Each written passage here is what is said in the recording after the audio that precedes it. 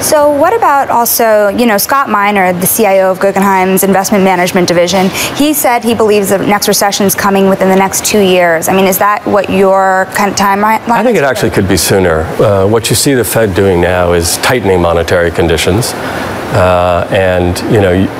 In the post-war period, I think the stat is something like 6 out of the last 8 tightening cycles have been followed within 18 months by a recession, a slowdown in economic activity, because as money supply is constrained, it has an impact on the real economy.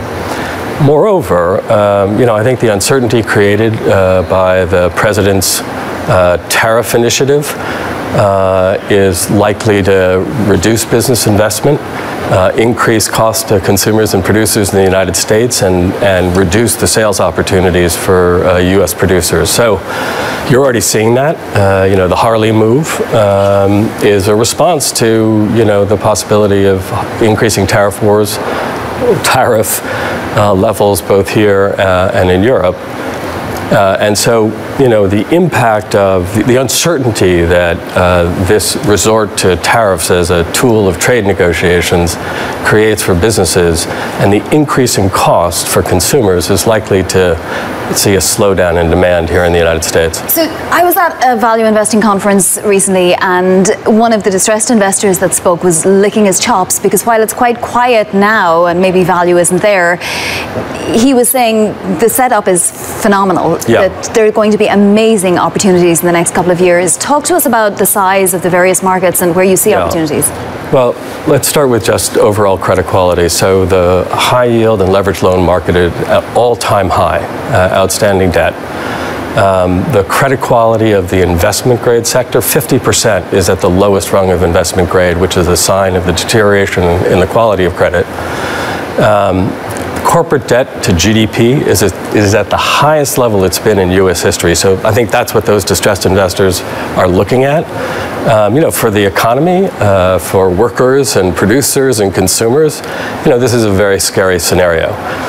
If interest rates do increase, as the Fed is trying to engineer, those increased interest rates are going to put constraints on, they're going to create higher borrowing costs for governments, for corporates, and for consumers as they try to roll over their debt.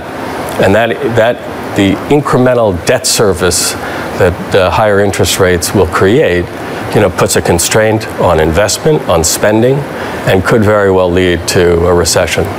Speaking of sovereigns, for example, you're bringing something to Guggenheim that they maybe didn't have before, sovereign advisory, right? I mean, you worked on Puerto Rico. You have people that have worked on Greece as well. Can you talk a little bit about what the opportunity is there, and where in the world are you worried about? Yeah, so there is, in the world economy today, there's $5 trillion of outstanding dollar-denominated debt that's been incurred by sovereigns, by state-owned enterprises, and by corporates in the various foreign jurisdictions. As the dollar rallies, as it has been rallying, that increases the debt service expense of corporates that operate in one currency but have to pay their debt in dollars.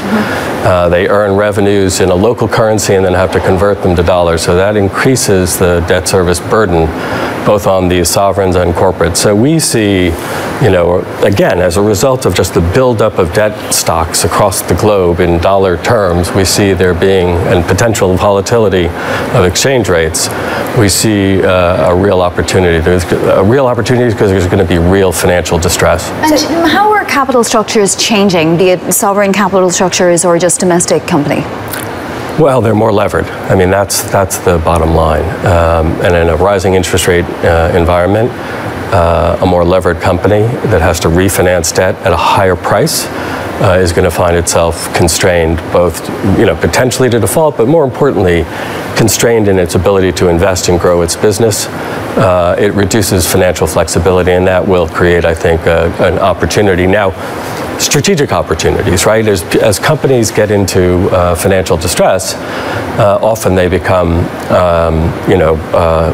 are put in play, in effect, as they seek to find ways to realize synergies in combination with other companies and seek to be able to handle their debts by potentially sales of assets or strategic combinations. So you say a recession in less than 2 years. Are you targeting a 2019 recession then? And what's going to tip us over the edge? Is it the trade wars? Is it the mountain of debt that we're seeing? I think it's a combination of a variety of factors. I think the tightening of the monetary base, on the one hand, the increase in interest rates that the central banks are trying to engineer, the uncertainty created by the trade war that seems to be now in its early stages but well underway.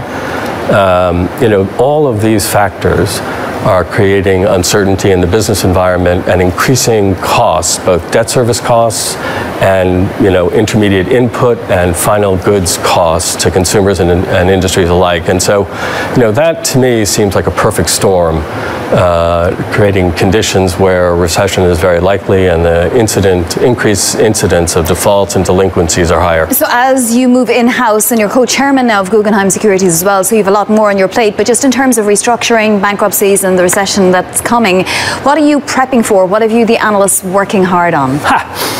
Well, listen, one of the opportunities here is to combine ourselves with a great restructuring practice that Guggenheim has built under the leadership of Ronen Bojmel.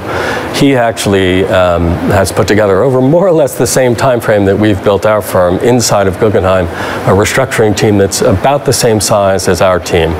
And, we have just signed this agreement, so we're not yet comparing notes on what they're looking at and what we're looking at.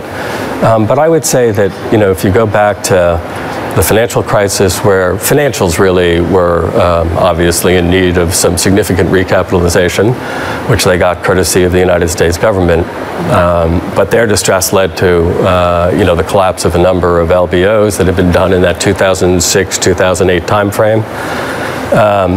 But if you go back one credit crisis earlier into the 2000, the bursting of the internet bubble, which itself was preceded by an enormous buildup of debt.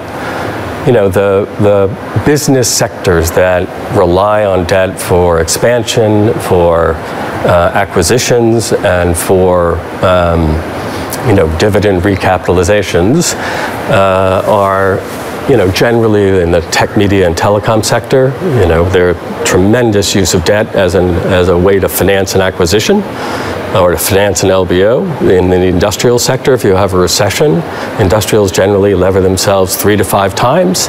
If your cash flows are constrained, that leverage suddenly jumps to 8 or 9 times and becomes hard to handle. So I think, those two sectors in particular, in a recession, you could see, significant distressed opportunities. But Ronen and I and our teams are going to sit together and we'll figure out what to target.